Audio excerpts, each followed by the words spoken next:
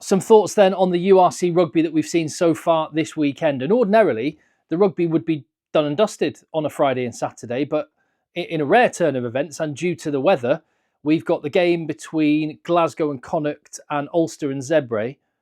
Those games are happening tomorrow, and that's due to the fact that, well, both Glasgow and Ulster were in the eye of a storm that was passing through the UK and Ireland. So, yeah, I guess the spectators, as much as anything, are probably happy about the game being moved, but safety first.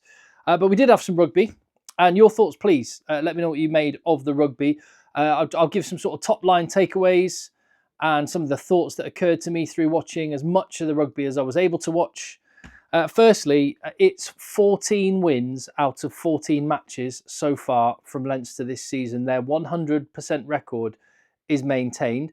I expected them to come through this one. I didn't expect the margin to be so significant.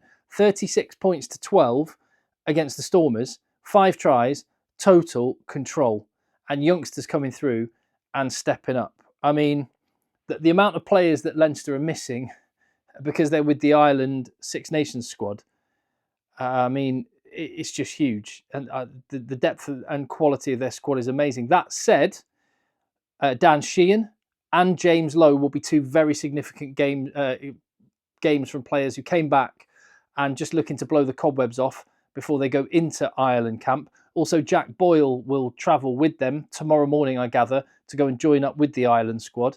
And they also had RG Snyman, Geordie Barrett, Rabah Slimani, and then quality players like Max Deegan, very experienced campaigners like Luke McGrath. So even with all of the Ireland players out, Leinster have still had a quality team out there.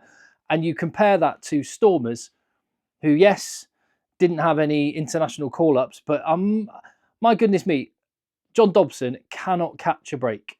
I interviewed him when I was out in South Africa earlier this year. I went to the Stormers training ground and I sat down with Brannis, Dion Faree and John Dobson. The video of that is in the channel. If you haven't watched it, I would recommend it. They're both just amazing blokes and really interesting.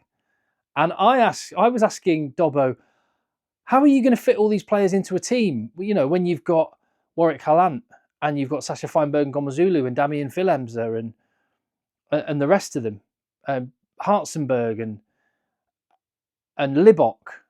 And he was like, yeah, it's going to be a challenge, isn't it? He hasn't been able to pick any of them barely. I mean, today he had Hallant and Libok in the back line.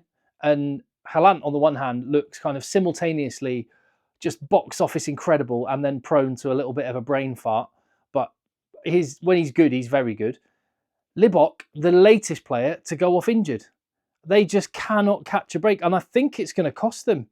I think they're getting not far off their URC season being done. I was looking at their fixtures and you know, they're going to be missing so many quality players. When they get their best out on the pitch, they're really good. But they're playing the Bulls twice and they're playing against the Lions in the middle. So 3 derby matches. And then they're away back in Europe for a couple of games, Scarlets and Ulster, I think, and then they've got 4 home games to finish, which are all winnable: Connacht, Benetton, Dragons and Cardiff. So, you know, if they need to pull it out of the hat in the final weeks, I think Stormers can and will, but will the opportunity be gone by that point if they're not able to pick up points in the coming weeks? And I have to say, I suppose the injury was today away in Leinster, but I'll come to the Bulls in a minute. But these South African derby matches are taking some names in terms of the injuries. I'll get to that. But as for Leinster, you have to hand it to them. At times it looked like they were playing basketball. Some of their rugby in the second half was awesome. I'll be honest, I kind of was sort of dozing off a little bit in the first half. It wasn't very entertaining, but it did bust into life. That said, I mean, Dan Sheehan, back from injury, looking really busy, hungry for work, and name a more iconic duo, Dan Sheehan and scoring tries in the 5-metre tram lines in the corner of the pitch. He loves just hanging out wide. RG Snyman loves offloading in contact. His offloads are just outrageously good. And James Lowe, he looked good. And unfortunately, as well as Stormers, you know, having their share of injury problems and Libok going off injured during the game, Frans Malherbe was not able to start the match as well. So, yeah, Leinster, very, very good. They're 15 points clear at the top of the URC table. And they're going to be tough to reel in. So I think they're going to be top seeds. They could be reeled in by the Bulls, perhaps, who've got a few games in hand on them. They've only played 8 games, I think it is, and they got themselves a win. That score, by the way, is incorrect. Yeah, it's funny that the final conversion of the game was not given in the end because the shot clock ran out. So it's actually only 35, but it's been written up. The URC website has it as 35, but basically everywhere else has got it as 37. So a little bit of a collector's item there. Even the Bulls, when they posted this winning tile picture, they sort of had to go, oh, score's wrong, sorry. But, I mean, a convincing scoreline in the end. Didn't look like it was going to be quite that tight. Bulls in the Champions Cup, dreadful. Bulls in the URC, very good. I was sweating just watching this game. I was in Pretoria. I know, sorry, this was in Johannesburg. I was in Johannesburg as well. I was in Johannesburg and Pretoria in July, and I was still wearing a T-shirt walking around. Yeah, I'm from the UK, but I can't. It just looks sweltering, and the way that it was refereed as well, just really loose. Let everything go at the breakdown. Consequently, it was just constant rugby, and I think they even sort of said, "No water breaks. Carry on. Let's get on with it." So yeah, I mentioned injuries. So do you remember the Sharks against Stormers derby match a few weeks back, and a bunch of Sharks box players got injured? This game's taken some casualties. Ruan Nokia, don't know how serious that injury is. Didn't look good. And he's had his fair share of time out injured as well. And Elric Lowe, that did not look good. At one point, it looked like Cameron Hanekom was joining him on the sidelines, but fortunately that was just a blood injury and he was able to come back on the pitch. And by the way, that guy, Cameron Hanekom, I don't want to kind of over-egg the pudding here because it happens a lot where young players have good games and then they get hyped up. Because when you see a really good 22-year-old, you imagine how good they could be. And the thought of how good they could be, if they keep improving at the same rate, makes you talk about them maybe a bit over the top. And quite often you see players that don't live up to the hype they have when they're younger, and I think that's why. So he's got a long way to go. He has the potential to be a generational talent. And I really hope he gets plenty of game time for the box this year. Do you know one thing I was thinking? Because he only came on he came off the bench in that final November match against Wales, didn't he? Get like half an hour.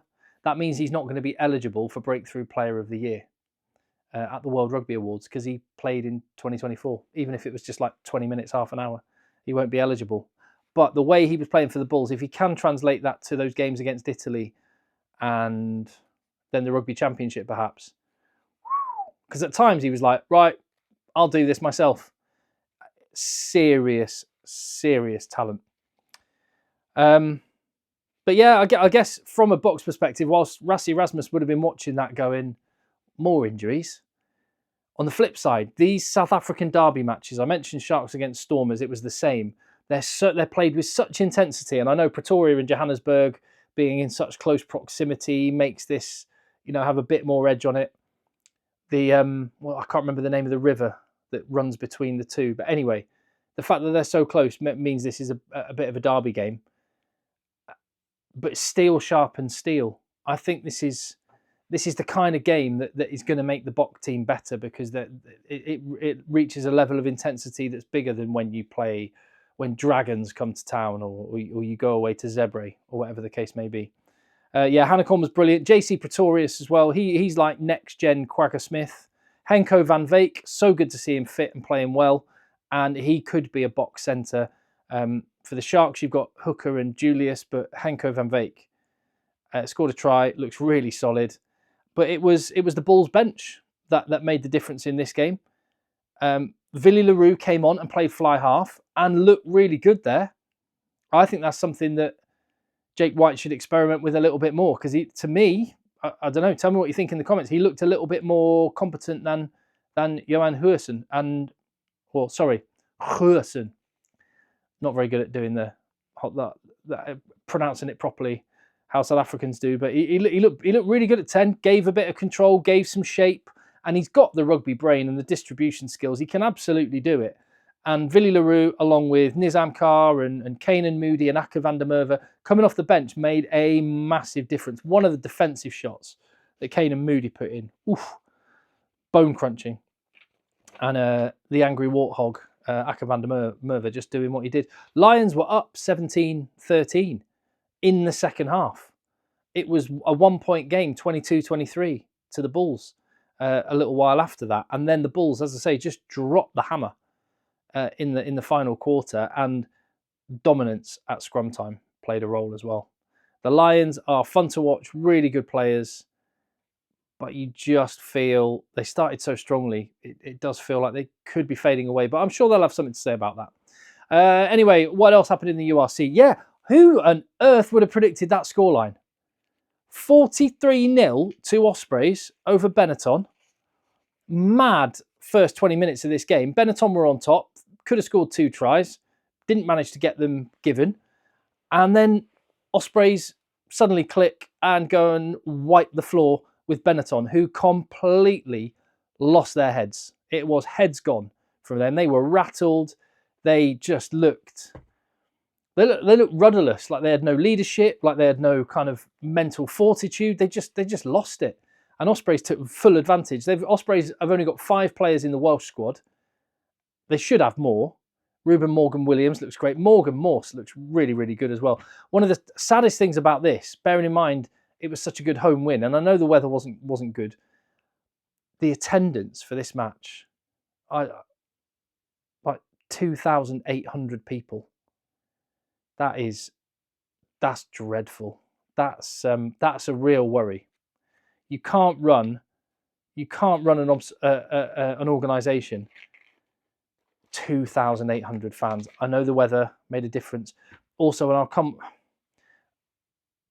Yeah, it's a weird one with these games, the way they're fit around the Six Nations. I'm not going to go on about a global season. Just needs to be organised. I would like a domestic league season. Then you could have a Champions Cup season, and then it would lead into an international season, and that would be the way to go. But anyway, that's another video for another time. Let me talk about the Sharks getting a win on the road. They got absolutely pumped by Bordeaux, but they were the ones that did the pumping in Cardiff. Cardiff fell apart. No, well, actually, that's a question. Did Cardiff fall apart, or did the Sharks just kind of click and, kind of like the Bulls, drop the hammer in the last 20? And when you look at the Bulls and when you look at Sharks in the last quarter of a game, does that maybe mean that there's some conditioning that's actually quite good going on with South African players? Because we have seen some teams fall off. In fact, the Sharks, that's probably the best thing about this game for the Sharks. They've been guilty in games this season of just kind of dropping off performance-wise in the last half an hour of a match, but they were the ones that accelerated. It's a first win. I couldn't believe this stat. First win for the Sharks against Cardiff. I do think Sharks have got defensive issues for all the good attack they can do. They reminded me a little bit of England in the November tests, trying to go for kind of blitz, but not all doing the same thing at the same time and leaving holes. And they look fragile. But when they click, they have got players who are very, very good. For one thing, dominant scrums. Although I will say, have you noticed scrums aren't, like really dominant scrums aren't quite getting the same rewards as normal? I don't know whether the referees have been told, don't give as many scrum pens, or just tell the scrum halves to use it and just get on with the game. I think that may be the case, which I don't like that. I think scrums are integral to the game of rugby, and a dominant scrum should be rewarded like that. Lorenzo Julius hit beast mode a few times. Vincent Chichuka has got an amazing engine. I like the look of Bowen for Cardiff. A little bit of stardust on the wing there. He looks like he could be a prospect for Wales one day, and scored a couple of tries. And finally, Scarlets managed to get the win against Edinburgh. There were 4 maul tries in this one, 2 for Scarlets, 2 for Edinburgh. And there was some quite good attacking play.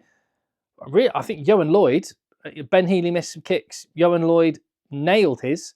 And there's a bit of talk about fragility. There's a bit of fragility with that 10 jersey for Wales. Maybe Johan Lloyd was making a bit of a point, Don't forget about me, Gats. So Scarlets jump above Edinburgh, and that means Welsh teams occupy 5th, 6th and 9th in the URC.